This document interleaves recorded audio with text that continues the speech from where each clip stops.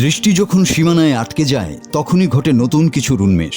আজ আমরা এমন এক অদম্য তরুণের গল্প বলবো যার মেধা আর উদ্ভাবনী শক্তি শুধু একটি গাড়ি তৈরি করেনি, জয় করে নিয়েছে খোদ দেশের প্রধানমন্ত্রীর মন।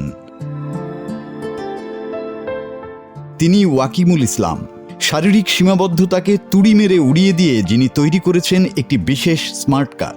তেজগাঁওয়ের এক অনুষ্ঠানে প্রধানমন্ত্রী যখন এই গাড়িটির সামনে দাঁড়ালেন তখন সেটি আর কেবল একটি যন্ত্র ছিল না, সেটি ছিল একজন প্রতিবন্ধী শিক্ষার্থীর দীর্ঘদিনের স্বপ্ন আর সাধনার প্রতিচ্ছবি। প্রধানমন্ত্রী কেবল গাড়িটি দেখলেনই না, তিনি নিজে এতে চড়ে বসলেন। একজন রাষ্ট্রপ্রধান যখন একজন বিশেষ চাহিদা সম্পন্ন শিক্ষার্থীর পাশে বসে তার উদ্ভাবিত বাহনটি পরখ করেন তখন সেটি সমগ্র জাতির জন্য এক বিশেষ বার্তা বয়ে আনে।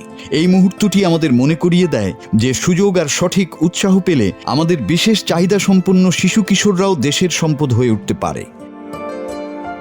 ওয়াকিমুলের এই স্মার্ট কার্ডটি তৈরি করা হয়েছে বিশেষভাবে চলাচলে অক্ষম ব্যক্তিদের কথা মাথায় রেখে। প্রধানমন্ত্রী এই উদ্ভাবনের প্রশংসা করে জানিয়েছেন, বর্তমান সরকার তরুণ উদ্ভাবকদের পাশে আছে, বিশেষ করে প্রতিবন্ধী ব্যক্তিদের জীবনকে সহজ করতে স্থানীয় প্রযুক্তির ব্যবহারকে তিনি সর্বোচ্চ গুরুত্ব দিচ্ছেন। ওয়াকিমুল ইসলামের এই সাফল্য কেবল তার একার নয়, এটি প্রতিটি স্বপ্নবাজ তরুণের জন্য এক উজ্জ্বল দৃষ্টান্ত। আমাদের প্রধানমন্ত্রী এবং এই বিশেষ গাড়িটি আজ এক নতুন দিনের সূচনা করল, যেখানে প্রতিবন্ধকতা হার মানবে উদ্ভাবনী শক্তির কাছে। মাসুদ হাসান, বাংলা টিভি।